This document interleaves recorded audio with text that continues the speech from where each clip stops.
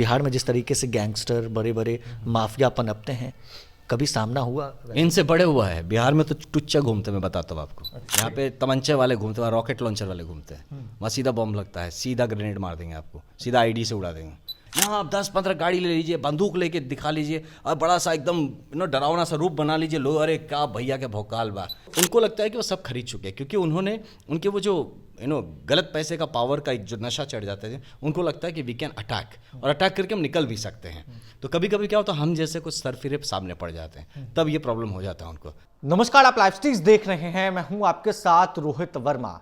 देखिए, देश में अपराधियों के लिए कड़क IPS ऑफिसर होते हैं जो देश की सेवा करते हैं, और ऐसे में इस वक्त हमारे साथ हमारे फ्रेम में जो अधिकारी नजर आ रहे हैं, असम के लखीमपुर में SP के पद पर ये रहे, सीनियर SP रहे, और अपराधी इनके नाम से खौफ खाते हैं।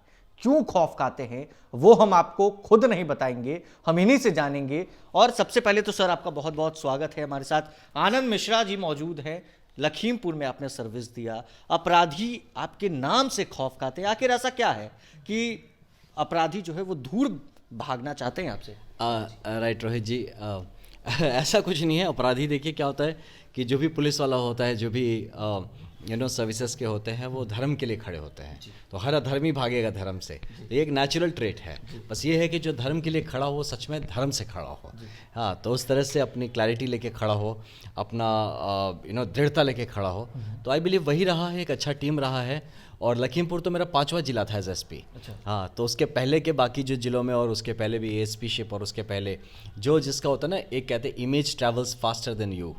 तो हम वहाँ पहुँचे, उसके पहले ही वो इमेज पहुँच जाता था कि पिछले में हाउ आई टैकल देम, हमने कैसे टैकल किया उनको, और हमारा अप्रोच कैसा रहा इनकी तरफ। तो somehow उनको शायद ये लगा कि अब नो कॉम्प्रोमाइजिंग एटीट्यूड वाला बंदा है, और दूसरा है कि अगर एक्शन लेना है तो फिर वो एक्शन का कोई लिमिट नहीं रहता, कि वो एक्शन किसी लिमिट तक जा सकता है। तो उसमें बेहतर ही होता है। वो भी सोचते हैं, लॉन्ग टर्म सोचते हैं सब लोग अपना अपना, जो सोचते होंगे कि भाई ये जब तक है, कम से कम इतने दिन तक तो खुद को बचाए रखा जाए, बाद में वो फिर कुछ कर लेंगे। तो क्राइम पूरा ख़त्म कर दिया मैंने, ऐसा तो नहीं है, पॉसिबल भी नहीं है। बट ये ज़रूर है कि जिस टाइम में जहाँ भी सर्व करने का मौका मिला है, उस टाइम में वो एक आदर्श, एक मॉडल ज़रूर वहाँ पे क्रिएट करके रखा कि आने वाले भी जो ऑफिसर्स होंगे या जो एडमिनिस्ट्रेटिव जो सिस्टम होगा, तो ये नहीं कह सकते कि पॉसिबल नहीं है। तो ये हम लोगों ने, हमारी टीम ने मिलके एक स्टैंडर्ड ज़रूर खड़ा कर दिया। तो दैट इज़ व्हाट। बिहार से आप आते हैं, बिहार और असम में क्या आपको डिफरेंस नज़र आया? देखिए, डिफरेंस बहुत है। वैसे हिस्टोरिकल देखा जाए, हिस्टोरिकली तो बिहार को हिस्टोरिकल मैच्योरिटी ज़्यादा है, क्योंकि बिहार ने बहुत ज़्यादा देखा है। इतिहास, जो भारत का इतिहास जब इवॉल्व हो रहा था, तो असम भी इवॉल्व हो रहा था। बट क्योंकि वो एक थोड़ा सा सेफ जोन हो जाता है इन सेंस ऑफ इन्वेशन में, जब यहाँ पे अटैक्स हुए हमारे देश पे, तो बिहार एकदम सीधा सीधा लाइन में पड़ जाता है। तो बिहार ने जितना फेस किया, तो असम ने नहीं फेस किया। तो इसके लिए बिहार का जो आप ओवरऑल एडमिनिस्ट्रेटिव सेटअप एक मैच्योर्ड भी है, क्योंकि इतने सालों से, और आप जैसे जानते हैं एडमिनिस्ट्रेशन पहले यहीं इसे पाटलिपुत्र की धरती से शुरुआत हुई थी, प्रॉपर एडमिनिस्ट्रेशन। वैशाली जैसा डेमोक्रेसी जो यहाँ से स्टार्ट हुआ था, ये रिपब्लिक जो यहाँ से स्टार्ट हुआ था। तो लेकिन ये ज़रूर है कि असम की जो जनता है, वो कहीं मुझे ये लगा कि दे आर ज़्यादा सिंपल हैं, वो ज़्यादा इनोसेंट हैं। अगेन वही बात है कि ऐतिहासिक तौर पे तो उनका जो ओवरऑल स्वभाव है, ओवरऑल जो वहाँ का कल्चर है, तो या तो मतलब होता है एकदम सौम्य होंगे या एकदम उग्र होंगे। तो बीच का कॉम्प्लेक्सिटी नहीं होता। या तो आप वहाँ पे बहुत ही अच्छे साधारण लोगों के साथ आपको डील करना पड़ता है, या एकदम मिलिटेंट्स, मतलब वैसा हार्डकोर मिलिटेंट्स कि वो मिलिटेंट्स बिहार में नहीं मिलते हैं, तो उस टाइप के मिलिटेंट से डील करना पड़ता है। तो दो एक्सट्रीमिटीज़ के बीच में कहीं बैलेंस खोजते हुए मुझे लगा कि असम अभी भी, या नॉर्थ ईस्ट जो है, अगर रहने के मुद्दे से कहे कि वातावरण और ओवरऑल जो सिनेरियो है, लोगों में सौहार्द है, जो बिहार में भी है, बहुत है। लेकिन यहाँ पे क्या है कि इतने तरह के इंटरेस्ट हो गए ना, कंपटीशन इतना ज़्यादा है यहाँ पे, अपॉर्चुनिटी नहीं है। तो इसलिए कहीं ना कहीं एक छोटा एग्जांपल मैं आपको समझा दूँ, और ये सभी के लिए समझने की बात होगी। आप देखेंगे तो मैं बच्चों को चॉकलेट देता रहता हूँ, एक हैबिट है मेरी। हाँ, मैं लेके घूमता हूँ, तो टॉफ़ी अंकल बुलाता था मुझे एक बच्चा, चॉकलेट अंकल। तो जब बच्चों को वहाँ पे असम में आप चॉकलेट देंगे ना, तो बच्चे ऐसे करके ले लेंगे आपसे चॉकलेट। हाँ, ये बहुत बार तो शर्माएंगे, घबराएंगे, पीछे भागेंगे, बट होगा भी तो अच्छा, ऐसे करके हाथ बढ़ाएंगे और चुपचाप ले लेंगे। पता है, जब बिहार में आप बच्चे को ऐसे चॉकलेट बढ़ाइए, वो आपके हाथ से छीन लेता है। ऐसा क्यों? दैट्स व्हाट आपने पूछा क्या डिफरेंस है, ये डिफरेंस है क्योंकि वो बच्चा इसी कल्चरल एटमॉस्फेयर में बढ़ रहा है जहाँ पे कट थ्रोट कंपटीशन है, जहाँ पे आपके पास अपॉर्चुनिटी नहीं, उसे डर लगता है कि भैया वापस तो नहीं ले लेंगे, किसी और को तो नहीं दे देंगे, ये सच में दे रहे हैं या नहीं दे रहे हैं, इनका कहीं मुझे बहला तो नहीं रहे, ये चॉकलेट के नाते मुझे फसला तो नहीं लेंगे। तो इसीलिए उसमें झपट उसके हाथ में दिखती है। आप करके देखिएगा, किसी भी गांव में जाइए और बच्चे को दे के देखिए, जनरल मैं बता रहा हूँ आपको, आई हैव फेल्ट इट, और मुझे वो देख के समझ में आ गया। ये एक पॉइंट है जिसमें आप क्लियरली आपको डिफरेंस समझ में आ जाता है। तो दूर होगा लॉ एंड ऑर्डर आप ठीक कर दीजिए, ये दूर होगा आप एम्प्लॉयमेंट अपॉर्चुनिटीज़ बढ़ा दीजिए, डेफिनेटली दूर होगा जब एजुकेशन के लिए उस तरह की तैयारी हो कि एक्सेलेंस जो एजुकेशनल प्लेटफॉर्म्स पे अलग अलग तरीके से आप एजुकेशनल एक्सेलेंस की तरफ हम ले जाते हैं। दूर होगा जब एक कल्चरल रेनेसां लेते हैं जहाँ पे ये बंदूक घुमा के घूमने वाला जो कल्चर है वो ख़त्म हो जाए, जहाँ पे कि वो मुझे बहुत सुन के ख़राब लगता है, मैं बताऊं अनफॉर्चुनेटली कि एक बड़ा ये बनाया गया था नेटफ्लिक्स पे, एक आया था ना क्या खाकी क्या गाना था उसमें, आइए ना हमरा बिहार में मार दें ठोक दें गोली कपार में, ये इमेज हम दिखा रहे हैं बिहार का, ये प्राइड है हमारा, तो मुझे बहुत बुरा लगा था पर्सनली वो चीज़ देख के कि ये आपके लिए एक कमर्शियल वेंचर हो सकता है। किसी को प्रोटेस्ट करना चाहिए था कि दिस इज़ नॉट बिहार, अब this is negative publicity of Bihar. Bihar police से अपराधी कैसे थर रहा है, कैसे डर बने उन अपराधियों में जो एक बार कोई वारदात कर देते हैं, मर्डर कर देते हैं, फिर 2 साल के बाद वो जेल से बाहर आते हैं, फिर वो चीज़ रिपीट करते हैं, कैसे वो खत्म कैसे? देखिए बिहार पुलिस, मैंने जो देखा है Bihar police in phases excellent काम किया है बिहार पुलिस ने।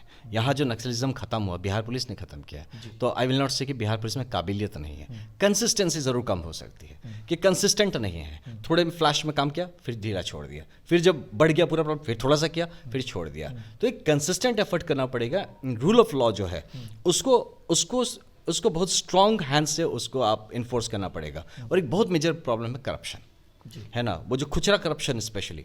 आप जाइए यहाँ पे कहीं पे भी आप छोटा, मैं एक आईपीएस अधिकारी होते हुए मैं बता रहा हूँ, आई हैव फेस दिस। कहाँ पे? यहीं पे फेस किया हुआ है। एक छोटा सा काम के लिए हमारे घर का किसी का कोई इशू था, मैंने उसको बताया था कि भाई तुम जाके ये कर लो, तो मैं क्या करता, मैं जनरली फ़ोन वो नहीं करता किसी को, पहले मैं कभी भी नहीं किया कि भाई सब अपना अपना काम करते, किसी को नहीं। तो वो एज अ सिविलियन हो भाई, लेफ्ट राइट 4-5 महीने घूमा, परेशान हो गया, मैंने फेल्ड, किसी को पैसे भी दे दिया फिर भी नहीं हो रहा है, तब उसने मुझे बताया। तो मैंने कहा ये बात तू पहले नहीं बता सकता था?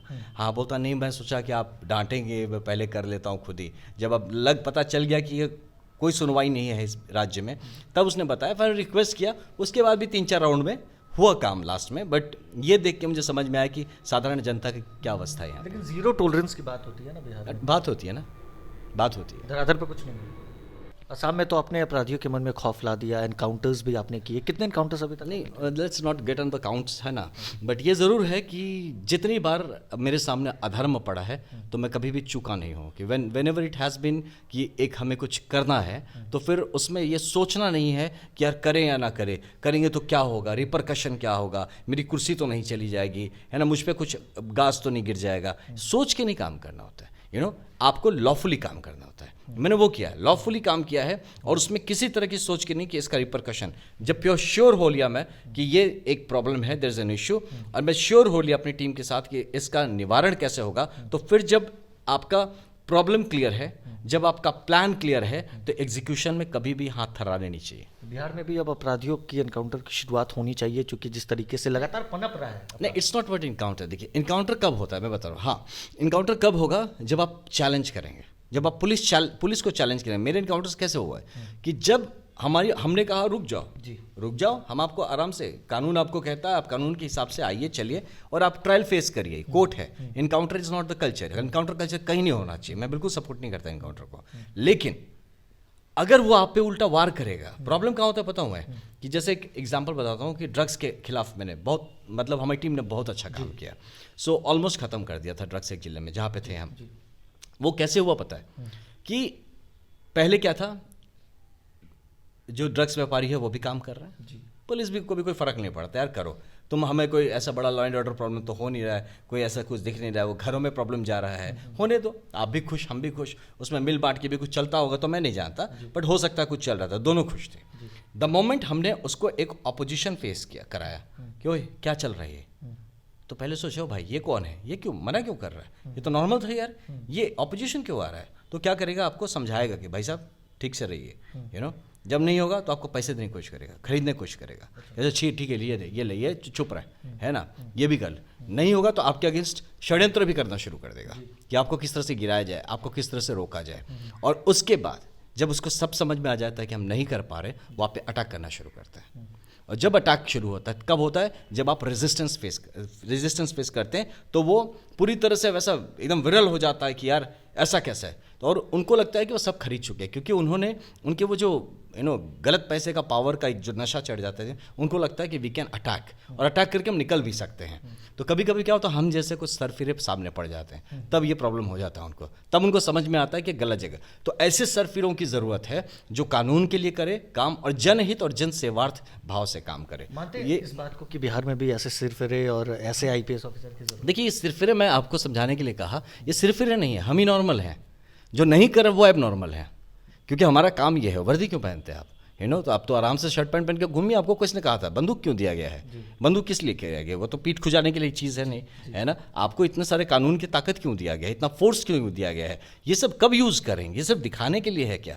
तो ये तो सीधा चैलेंज हो जाता है। इसलिए मैं मानता हूँ कि पुलिस अथॉरिटी जो है उसका इस तरह वर्चस्व होना चाहिए कि भगवान न करे ये बंदूक कभी निकले, भगवान न करे ये लाठी कभी निकले, भगवान न करे कि इस वर्दी का खौफ क्रिएट करना पड़े। एक समाज इतनी मैच्योर्ड हो जाए इन चीज़ों को रिस्पेक्ट। लेकिन वो तभी होगा जब होता है ना, बिन भय हो ही ना प्रीत वाली बात है ना, तो बिना भय के प्रीत भी नहीं होता है। तो जब उनको इससे भय ही नहीं, उनको पता है ये क्या कर लेंगे यार, ऐसे घूम रहे, ये बंदूक थोड़ी है तो खिलौना जैसे दिवाली का पटाखे फोड़ने का बंदूक लेके घूम रहे। ये जब क्लैरिटी एक बार आना ज़रूरी होता है। ये क्लैरिटी जिस दिन आप जाके असम में देखिए, रात को 2 बजे कोई कुछ नहीं बोलता। लोग कहते हैं ना असम अशांत है, आज के दिन में असम बाकी देश के किसी हिस्से से ज़्यादा शांत है। वहाँ की लॉ एंड ऑर्डर व्यवस्था ज़्यादा अच्छी है। आप रात 2 बजे घूमिए, आपको कहीं कोई प्रॉब्लम नहीं होगा। अब 2-4 वो पियक्कर टाइप के लोग को नहीं कह रहा हूँ, but in general law and order control कैसे हुआ? बीच में एक टाइट फेज आना पड़ेगा जहाँ से करेक्ट मैसेज चला जाए कि यहाँ पे नहीं तो आपका खुला राज नहीं चलेगा, यहाँ पे गुंडागर्दी नहीं चलेगी, यहाँ रूल ऑफ लॉ चलेगा। और रूल ऑफ लॉ को जो पालन करने वाले हैं वो स्ट्रांग लोग हैं, प्रोफेशनल लोग हैं, कॉम्पिटेंट लोग हैं, ट्रेंड लोग हैं। तो हर बार इसीलिए जब गोली चलती है तो कहते हैं ना कि पुलिस वाला कम मरता है, उधर वाले ज़्यादा मरते हैं। क्यों होता है? क्योंकि वी आर ट्रेंड बेटर, हमारी ट्रेनिंग बेहतर है, हम धर्म के लिए लड़ते हैं, तो इसीलिए डेफिनेटली हमारी जीत होना ज़्यादा ईजी है। तो ये सब चीज़ को ध्यान में रखते हुए अगर मुझे लगता है पुलिसिंग, स्पेशली मैं सपोर्ट करता हूँ स्ट्रांग पुलिसिंग को, इतनी स्ट्रांग पुलिसिंग की। लेकिन वही परित्रणाय साधूनाम विनाशाय चतुष्कृताम। आपके स्ट्रांग पुलिसिंग में नॉर्मल पब्लिक नहीं डरना चाहिए, नॉर्मल पब्लिक को प्राउड फील होना चाहिए। अपराधियों के मन में, बिल्कुल अपराधियों के मन में। ये जिस दिन हो जाएगा मैं बताता हूँ, उसके बाद पहले आप लॉ एंड ऑर्डर ठीक करेंगे तभी डेवलपमेंट की बात हो सकती है। लॉ एंड ऑर्डर ही ठीक नहीं है तो क्या डेवलपमेंट होगा? चलिए एक अंतिम सवाल के साथ इस वीडियो को एंड करते हैं कि असम में भी क्या आपने कभी देखा है, कभी आपने भी लंबे समय से आप सर्विस में रहे हैं, तो बिहार में जिस तरीके से गैंगस्टर बड़े बड़े माफिया पनपते हैं, कभी सामना हुआ? इनसे बड़े हुआ है। बिहार में तो टुच्चा घूमते, मैं बताता हूँ आपको। अच्छा। हाँ, इनसे कई बड़े होते हैं। अच्छा। यहाँ पे तमंचे वाले घूमते हैं, रॉकेट लॉन्चर वाले घूमते हैं, वहाँ सीधा बॉम्ब लगता है, सीधा ग्रेनेड मार देंगे आपको, सीधा आईडी से उड़ा देंगे। तो ये यहाँ वाले तो टुच्चे, मैं बताता हूँ आपको, है ना, यहाँ पे कोई दम नहीं है इनमें, तो कोई दम नहीं है, कोई दम नहीं है ना। बस यार थोड़ा सा जिगरा चाहिए पुलिस में, ये 2 मिनट में सबके सब घुटने पे आ जाएंगे। हाँ, ये बोलते ना खुचरा बदमाशी है, ऐसे ही के चौड़े होके घूमते हैं, काम धाम है नहीं, आपने अपॉर्चुनिटी दिया नहीं। मैं बच्चों को नहीं कह रहा हूँ, जो ऐसा करते हैं वो बच्चे हैं हमारे, मैं उनको मतलब ऐसा नहीं कर रहा हूँ। कुछ लोग हैं जो उनको यूज़ कर रहे हैं, तो उनके लिए कहता हूँ कि उनको इस तरह से बनाए थे कि देखो छोटे छोटे 5-5 हज़ार में जाकर गोली मार दे रहे हैं, बिल्कुल, है ना। ये क्या है? ये अपराधी प्रवृत्ति ही सिर्फ नहीं है, ये एम्प्लॉयमेंट नहीं है।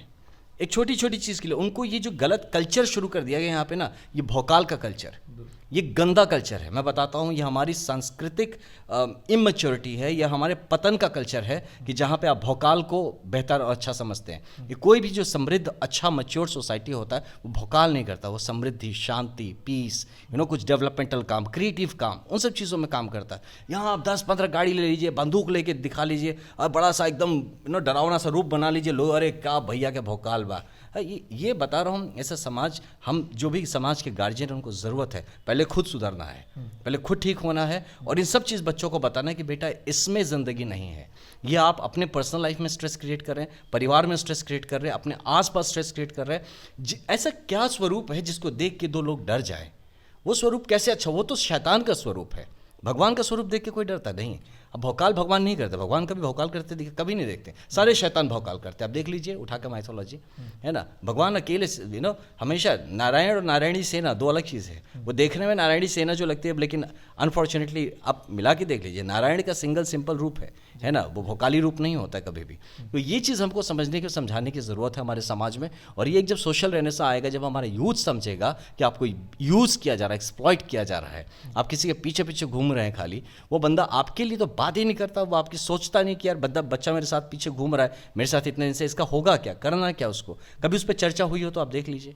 तो ये सब चीज़ें मुझे डिस्टर्ब करती रही है, इसीलिए मैं यहाँ पे आया हूँ कि अब मैं भी इस चर्चा का पार्ट नहीं बनना चाहता हूँ, मैं ग्राउंड पे जाके काम करना चाहता हूँ। आई रियली वांट टू, मुझे नहीं पता, मैं बिहार नहीं बदल सकता हूँ, मुझ पे मैं आई जस्ट डोंट नो, लेकिन वो छोटी सी जो चिंगारी है वो ज़रूर जला सकता हूँ। एक छोटे से भी एरिया में ये ज़रूर क्रिएट कर सकता हूँ कि एक आदर्श सोसाइटी, एक आदर्श सिविलाइजेशनल जो हमारा अचीवमेंट है, उस लेवल तक, आई मीन टू से कि आदर्श लेवल तक, एक आइडियल लेवल तक हम बढ़ सकते हैं, हम कुछ कर सकते हैं। हो सकता है वहाँ से वो चिंगारी शुरू हो, पकड़ में आ जाए, और फिर पूरा का पूरा हमारा जो बिहार है वो एक आदर्श जो राज्य की तरह बन सके, और फिर बिहार वो माथे का टीका बने हमारे जब राष्ट्र निर्माण हो रहा है, जब हम भारतवर्ष को हम राष्ट्र गुरु की तरफ लेके जा रहे हैं, वहाँ हमारा जो बिहार है वो एक चमकता हुआ हीरा बने इस पूरे प्रयास में। तो हो सकता है वो एक छोटी सी चिंगारी कहीं ना कहीं इस बड़े से जो हमारी आहुति देंगे इन सारी बुराइयों का, तो उस लौ को जलाने में उस छोटी सी चिंगारी का कोई मतलब रखे। तो इसी प्रयास के साथ, इसी